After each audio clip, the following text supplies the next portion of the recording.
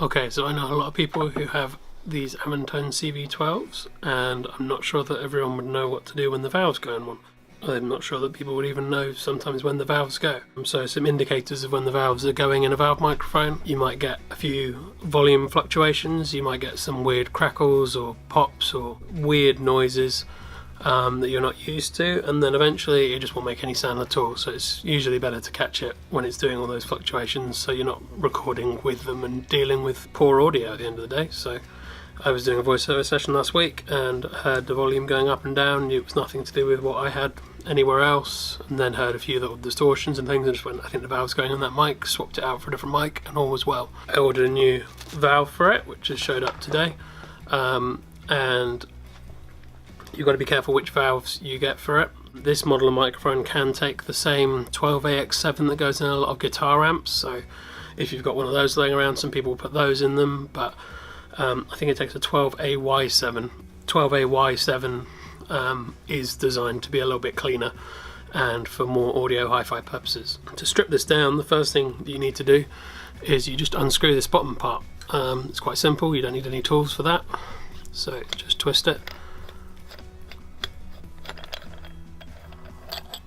Then that comes off, put it safe, and then this whole red part will come off and it will reveal the internals of the microphone. You've got your switches up here still,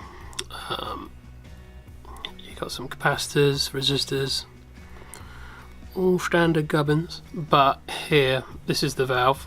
It looks a bit like a light bulb. Unlike a light bulb, when it fails it may still glow.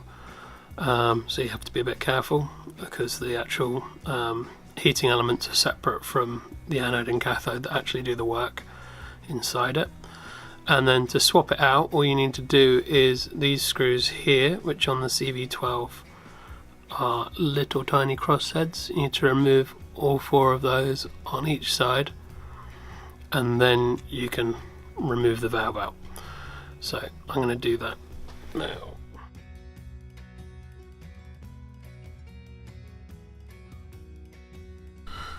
Okay, so once you've got all of the screws out, then you can just pry this to one side carefully,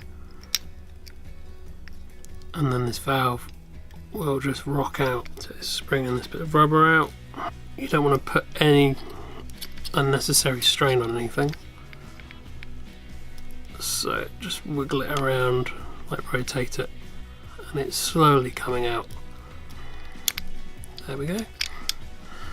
And there's the valve loose, the old one, and it's a 6072A 12AY7 made in Russia, which is what the earlier ones of these microphones had in them. I think later they swapped them out for the 12AX7s from guitar amps because they were a little bit cheaper.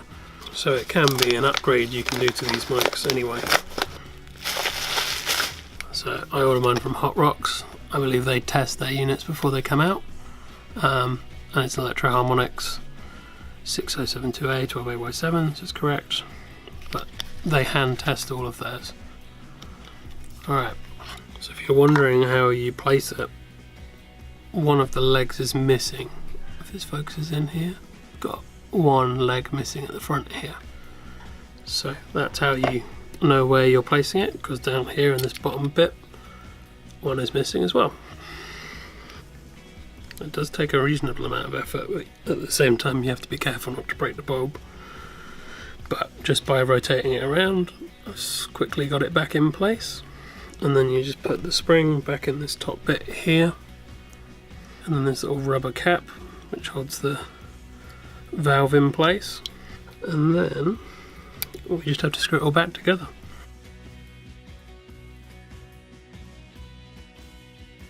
So there you go, it's all back together, and then all you need to do is plug it in, fire it up and test it.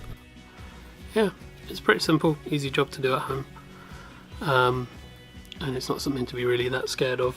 There's nothing in here that's dangerous when you take it apart. There's a few capacitors, but all the connectors are on the inside, and I can't imagine they're that dangerous in here. It's the power supply you won't want to take apart.